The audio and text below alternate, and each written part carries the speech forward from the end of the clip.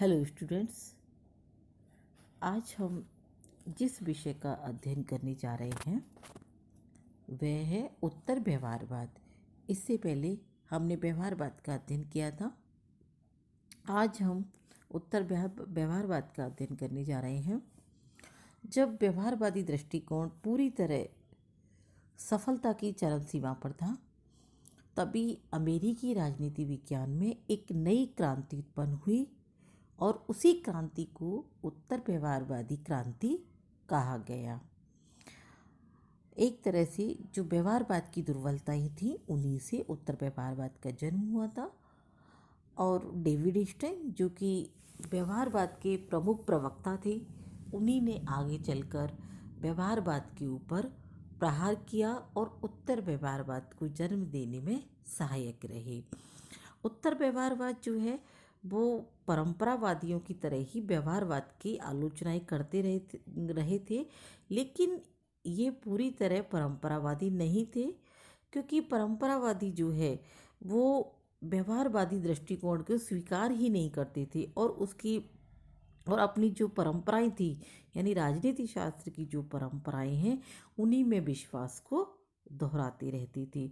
वहीं जो उत्तर व्यवहारवादी थे वो व्यवहारवादी दृष्टिकोण को स्वीकार तो करते थे, लेकिन इसको और आगे नवीन दिशाओं में बढ़ाना चाहते थे। यानी इसमें और एक नए सुधार के साथ इसको नई नई दिशाओं, नई नई तकनीकी दिशाएं प्रदान करना चाहते थे।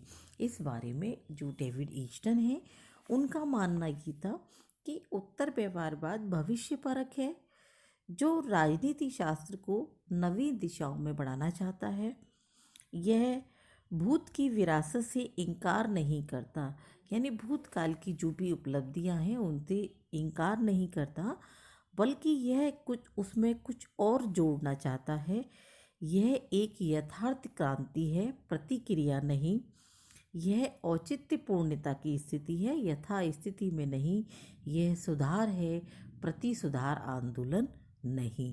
यानी डेविड ईस्टन ने ये पूरी तरह से स्वीकार किया है कि उत्तर व्यवहारवाद को स्वीकार करते हुए इसको आगे नई स्थिति में, परिवर्तन की स्थिति में इसको ले जाना चाहती हैं। इसी तरह से जो उत्तर व्यवहारवाद है, यह व्यवहारवाद का एक सुधारवादी आंदोलन कहा जाता है। इसके जो अभिप्राय या अर्थ के बारे में हम जानें तो उत्तर व्यवहारवाद का अगला चरण एक सुधार आंदोलन, एक नवीन दिशा संकेत है। यह वैज्ञानिकों से समाज तथा राज्य व्यवस्था की तात्कालिक जो समस्याएं होती हैं, संकट और चुनौतियों का अध्ययन करने तथा उनके निदान ढूंढने की मांग करता है। यानी जो भी उस समय की जो तत्कालीन समस्याएं थी, संकट थे, उन सब का समाधान करने और उनका समाधान करने की जो मांग है, वो करता है कि हमें बदलते हुए समय के अनुसार जो भी समस्याएं हैं उनका समाधान करना चाहिए। अब आता है उत्तर व्यवहारवादी क्रांति के कारण कि क्या कारण है उत्तर व्यवहारवादी क्रांति आई थी। तो उत्तर व्यवहारवादी क्रांति का जन्म व्यवहारवादी दृष्टिकोण की रूढ़िवादिता और दिशाहीनता के कारण हुआ था।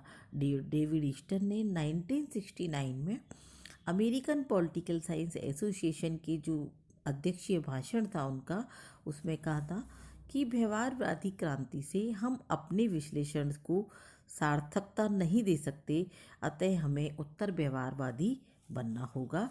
और उसमें उन्होंने जो कारण बताए थे, उसमें पहला कारण उन्होंने बताया था कि उत्तर व्यवहारवाद एक तरह से व्यवहारवादी शोध के असंतोष का परिणाम है।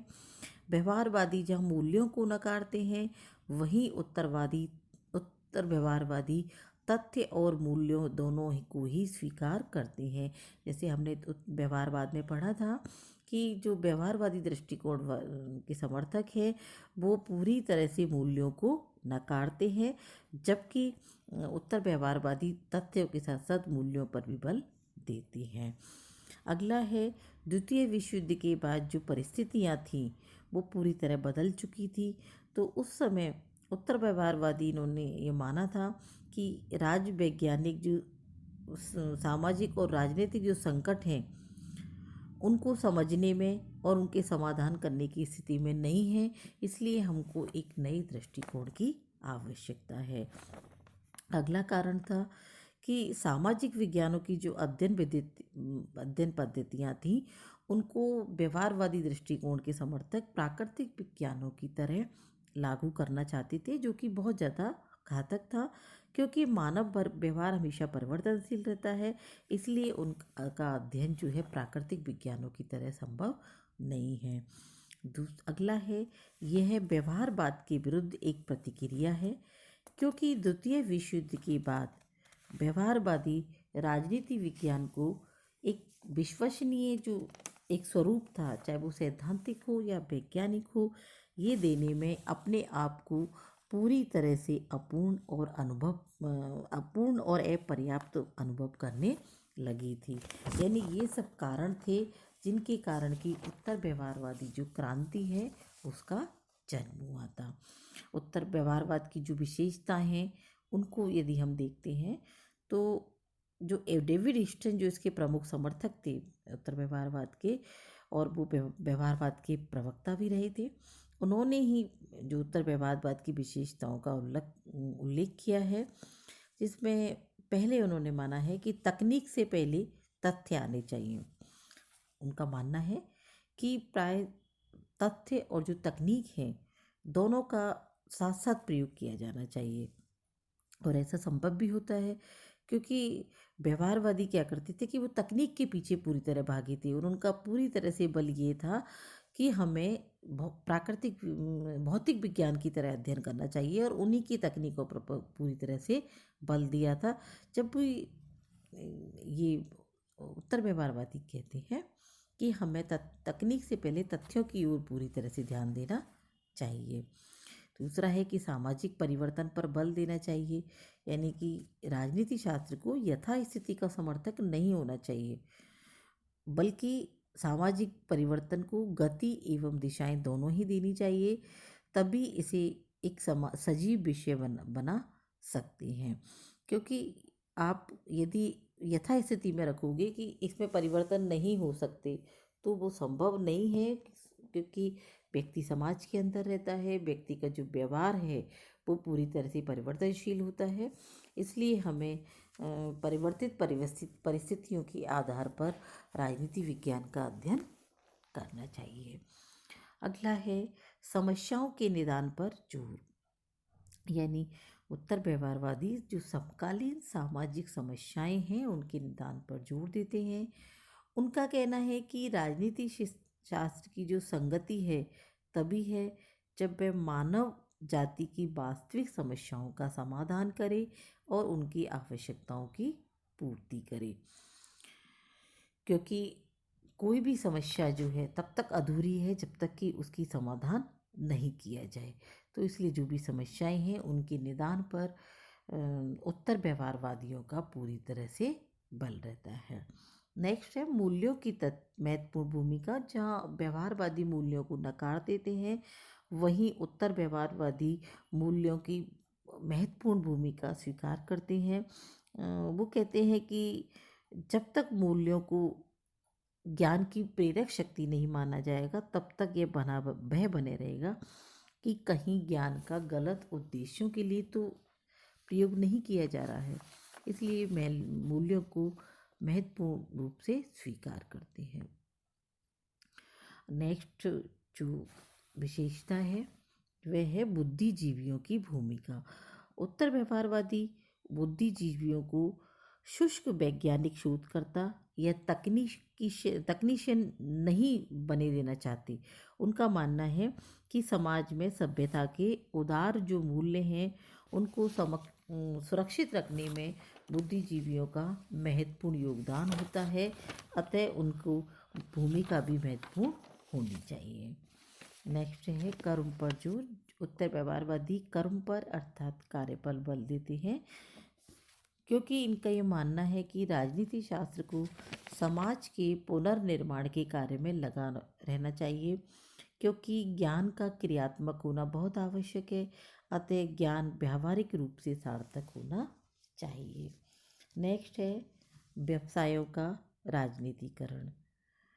उत्तर व्यवहारवादी राजनीति शास्त्रियों, शिक्षा संस्थाओं एवं विश्वविद्यालयों का राजनीतिकरण चाहते हैं, क्योंकि राजनीति शास्त्रियों की समाज में सकारात्मक भूमिका होगी, तभी समाज के उद्देश्यों को एक सुव्यवस्थित दिशा प्रदान की जा सकेगी। तो जो उत्तर व्यवहारवादी हैं, जो व्यवसाय हैं, उनका भी राजनीतिकरण करना चाहते हैं। इस तरह से जो उत्तर व्यवहारवादी हैं वो अपने जो रिसर्च वर्क होता है या अध्ययन जो है उससे मूल्यों को प्रकट नहीं करते। सामाजिक समस्याओं के साथ साथ जो अध्ययन है उनकी उद्देश्यपूर्ण संगति बिठाना चाहते हैं, और इसी के साथ साथ वो जो अपना अध्ययन है उसको सामाजिक समस्याओं के समाधान हेतु प्रस्तुत करने के लिए कहते हैं। यानी कि इस तरह से हम देखते हैं कि उत्तर व्यवहारवादी व्यवहारवादियों से बिल्कुल अलग नहीं है कि पूर्णतः ही अलग है, बल्कि उन्हीं के अध्ययन में कुछ सुधार करना चाहते हैं और उसको थोड़ा आगे ले जाना चाहते हैं।